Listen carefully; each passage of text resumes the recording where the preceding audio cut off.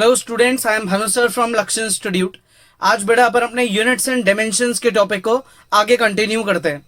अपन ने last class में सीखा था प्रिंसिपल ऑफ होमोजेनिटी, है ना, कि भाई होमोजेनियस वर्ड का मतलब क्या होता है और उस पे बेस्ड काफी क्वेश्चंस अपन ने सॉल्व करे थे।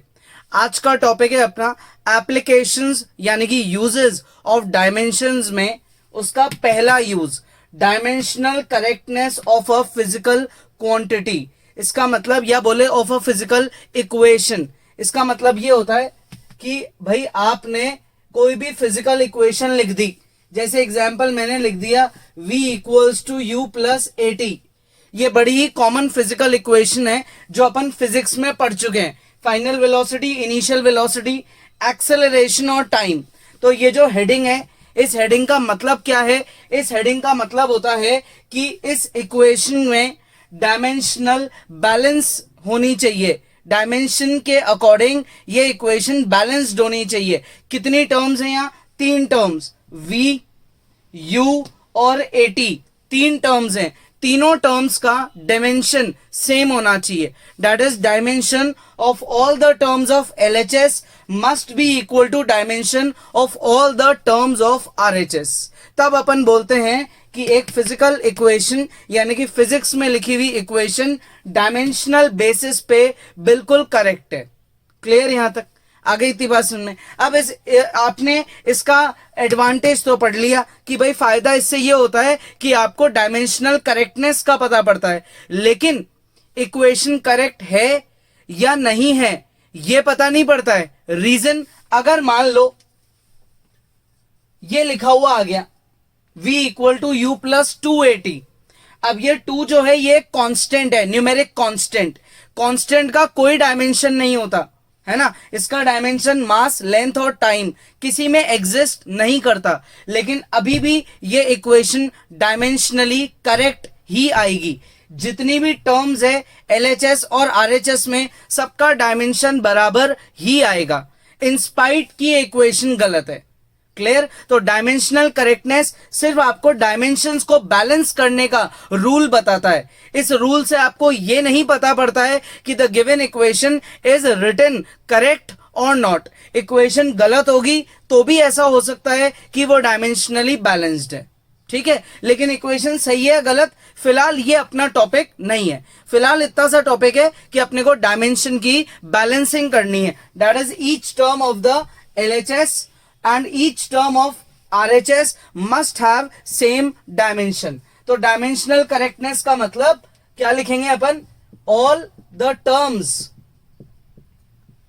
of a physical equation must have same dimension।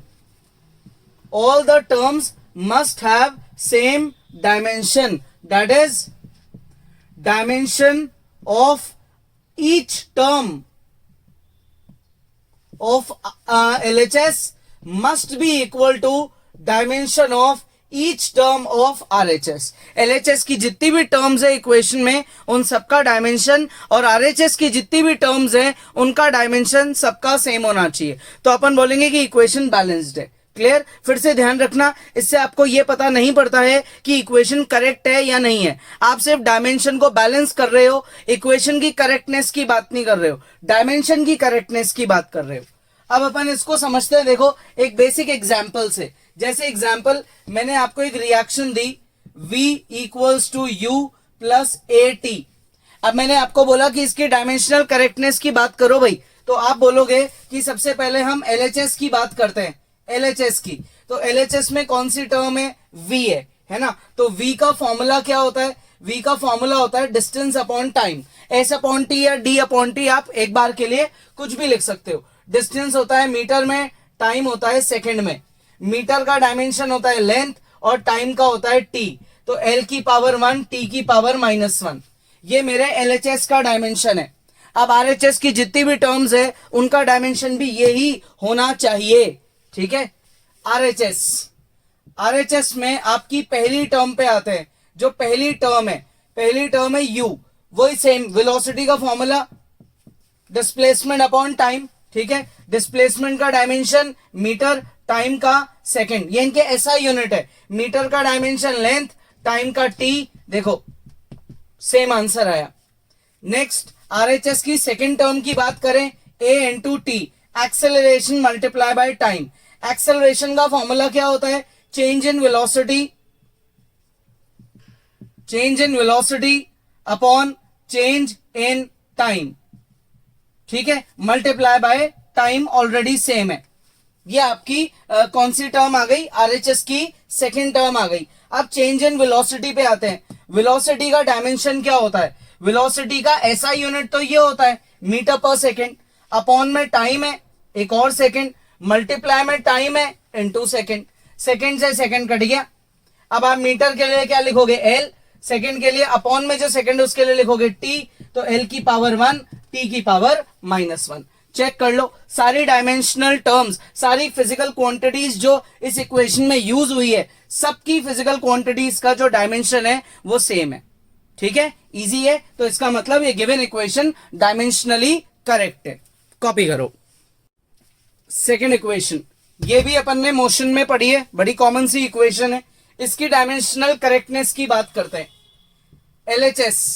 LHS की first term v square, velocity का फॉर्मूला मीटर पर सेकेंड, उस पर लग जाएगा स्क्वायर, यानी कि L अपॉन टी का स्क्वायर, तो L की पावर 2 T की पावर -2, ठीक है।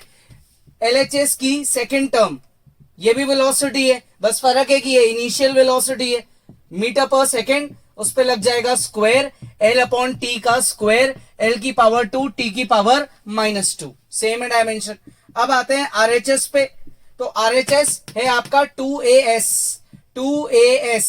यही है आरएचएस, 2 इंटू एक्सेलरेशन। अब ये भी, अब तो वैसे आपको इसकी यूनिट याद हो गई, तो आप डायरेक्टली लिख दो मीटर पर सेकेंड स्क्वायर, और डिस्टेंस की ऐसा यूनिट मीटर, तो ये मीटर इंटू मीटर, मीटर का स्क्वायर हो गया, यानी कि मीटर अपॉन सेकेंड का होल स्क्वायर बोल सकते हैं अपन। तो सेम चल रहा है, देखो इसकी जगह वही L अपॉन टी का होल स्क्वायर, और इसमें 2 को आप इग्नोर भी कर सकते हो, बिकॉज 2 इज डायमेंशनलेस। 2 का ना तो कोई ऐसा यूनिट है और ना कोई डायमेंशन है, क्योंकि ये न्यूमेरिक कांस्टेंट है।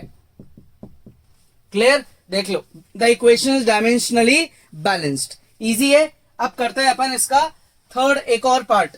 मैं इक्वेशन बोल रहा हूं, आप लिखे, और आप एक बार वीडियो पॉज करके खुद भी ट्राई कर सकते हैं। थर्ड इक्वेशन है, थर्ड क्वेश्चन अपना, S equal to u t plus half a t square. ये भी आपने बहुत पहले ही इक्वेशन मोशन में पढ़ी हुई है। अपन इसकी डायमेंशनल करेक्टनेस चेक कर रहे हैं, the given equation is dimensionally balanced और नॉट। तो सबसे पहले आते हैं एलएचएस पे। एलएचएस की जो टर्म है वो है डिस्टेंस, डिस्टेंस का डायमेंशन होता है मीटर, मीटर को लिखा जाता है एल में। किस में लिखा जाता है भाई, एल में, तो एल की पावर 1। नेक्स्ट आरएचएस की बात करें, तो आरएचएस में आपकी फर्स्ट टर्म क्या है, u इंटू टी, तो u है velocity metre per second, t है टाइम सेकेंड, सेकेंड से सेकेंड अपना कट गया, बचा क्या, मीटर, मीटर का जो डायमेंशन है वो क्या होता है, l। नेक्स्ट आरएचएस की एक टर्म और है which is half a t square. अब इसमें हाफ की तो बात करना बेकार है क्योंकि वो कांस्टेंट है।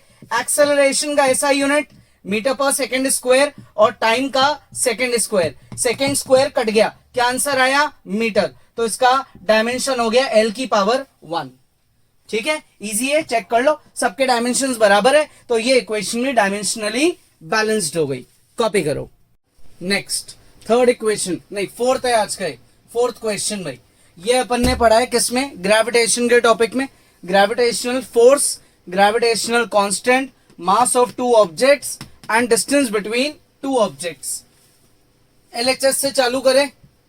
एलएचएस में जो टर्म है वो है फोर्स। फोर्स का एसआई यूनिट क्या होता है भाई, KG, metre per second square. KG का डायमेंशन मास, मीटर का लेंथ, और second square T square. M की पावर 1, एल की पावर 1, टी की पावर -2। ये अपने इसकी डायमेंशनल टर्म आ गई। अब बात करते हैं किसकी, आरएचएस की।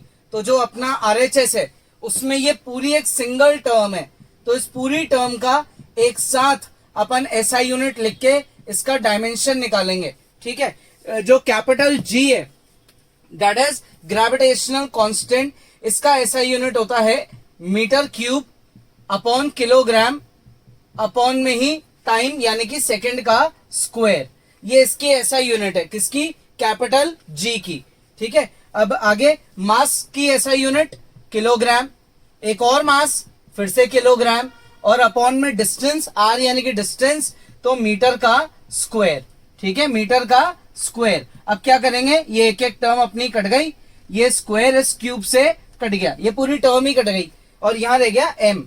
तो अब बचा क्या, अब बचा अपना केजी, एम और अपॉन में एस का स्क्वायर। अब आप केजी को क्या लिखोगे, किलोग्राम का डायमेंशन मास, मीटर का डायमेंशन लेंथ और सेकंड का डायमेंशन टी। तो अब आप चेक करो, एलएचएस और आरएचएस का डायमेंशन सेम आ गया, ठीक है, कॉपी करो। फिफ्थ इक्वेशन, टी यानी कि टाइम, एल लेंथ और small g acceleration due to gravity, यानी कि ग्रेविटी वर्ड छोड़ो, एक्सेलरेशन तो मिल गया ना, तो बस एक्सेलरेशन की ऐसा यूनिट से सॉल्व कर देंगे। एलएचएस में जो आपकी टर्म है टी, टाइम का ऐसा यूनिट होता है सेकंड, और सेकंड का डायमेंशन खुद टी होता है, तो टी की पावर 1 अपना एलएचएस का आंसर है। अब आपके आरएचएस का आंसर भी यही आना चाहिए। तो अब आरएचएस में जब आप टर्म कॉपी करेंगे तो ऐसा यूनिट 2 पाई की कोई है ही नहीं, एग्जिस्ट ही नहीं करती। लेंथ की ऐसा यूनिट मीटर, स्मॉल जी की मीटर पर सेकेंड स्क्वायर, ठीक है। तो ये मीटर से ये मीटर कट गया, सेकेंड स्क्वायर ऊपर शिफ्ट हो जाएगा, ये आ गया ऊपर सेकेंड स्क्वायर, रूट हटेगा तो ये बन जाएगा अपना सेकेंड, बन गया सेकेंड। और सेकेंड का डायमेंशन क्या होता है, obviously time, that is t. Check कर लो, ये इक्वेशन भी डायमेंशनली बैलेंस हो गई, कॉपी करो। नेक्स्ट सिक्स्थ पॉइंट जो है, इसमें एलएचएस है एच, एच यानी कि हाइट, हाइट का ऐसा यूनिट मीटर और मीटर का डायमेंशन एल। तो आपका आरएचएस का भी डायमेंशन यही आना चाहिए, अब तक तो समझ गए। अब इसमें आर क्या है, रेडियस, पी क्या है, डेंसिटी, जी क्या है, एक्सेलरेशन ड्यू टू ग्रेविटी, और एस है सरफेस टेंशन। क्या है एस, सरफेस टेंशन। तो अब इसमें अप्लाई करते हैं सारी चीजों को, R P G 2s cos theta, ये अपना आरएचएस है। आर की जगह क्या लिखेंगे, मीटर, ठीक है, क्योंकि ये मीटर में होता है। डेंसिटी होती है मास अपॉन वॉल्यूम, मास होता है किलोग्राम में, वॉल्यूम होती है मीटर क्यूब में। Small g acceleration metre per second square, upon में 2 कोई डायमेंशन नहीं है, एस सरफेस टेंशन, एस यानी कि सरफेस टेंशन, जिसका फॉर्मूला होता है फोर्स डिवाइड बाय लेंथ। तो फोर्स का unit, force divide by length, force का unit KG metre per second square, ठीक है। फोर्स डिवाइड बाय लेंथ, तो अपॉन में लेंथ, ठीक है। 2 का कोई डायमेंशन नहीं है, कॉस थीटा का कोई डायमेंशन नहीं है। रीजन, कॉस थीटा का डायमेंशन क्यों नहीं है, because theta is a supplementary physical quantity, इनका कोई डायमेंशन नहीं होता है। थीटा मास, लेंथ और टाइम में कभी एग्जिस्ट नहीं करता है, इसलिए डायमेंशन लेस क्वांटिटी है। क्लियर यहां तक। अब इसको आगे सॉल्व करें अगर अपन, तो इसमें काफी टर्म्स देखो आपस में कैंसिल आउट हो रही है। क्या क्या टर्म्स कैंसिल हो रही है, इसमें सेकेंड स्क्वायर से ये सेकेंड स्क्वायर कट जाएगा, क्लियर। फिर ये मीटर से अपनी metre into metre, metre square कर देते हैं, किलोग्राम किलोग्राम काट देते हैं, ये मीटर और ये मीटर भी अपन ने काट दिया, ठीक है। तो अब अपनी टर्म्स क्या क्या बची, अब अपनी टर्म्स बची मीटर स्क्वायर अपॉन में metre cube, metre into metre square और अपॉन में मीटर क्यूब। तो ये मीटर स्क्वायर कटा, ये क्यूब कट गया, तो ये हो गया 1 अपॉन मीटर। 1 अपॉन मीटर का मतलब 1 upon l, 1 upon l, 1 upon l का मतलब एल की पावर -1। आरएचएस का डायमेंशन एल की पावर -1, एलएचएस का डायमेंशन एल की पावर 1। तो अपन यहाँ क्या लिखेंगे, since dimension of LHS is not equal to dimension of RHS, so therefore the equation is not dimensionally correct, therefore the equation is not dimensionally correct।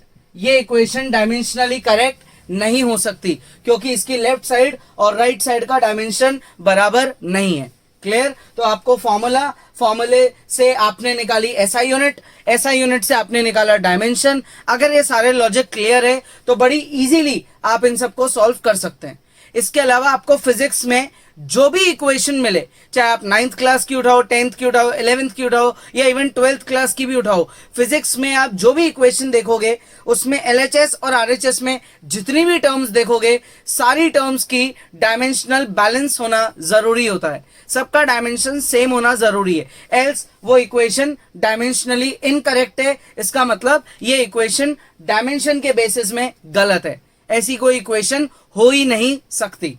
Clear, आ गया समझ में? तो आज का टॉपिक बहुत इजी है, जिसमें अपन ने डायमेंशंस की करेक्टनेस के बारे में बात करी है। नेक्स्ट क्लास में अपन आगे पढ़ेंगे।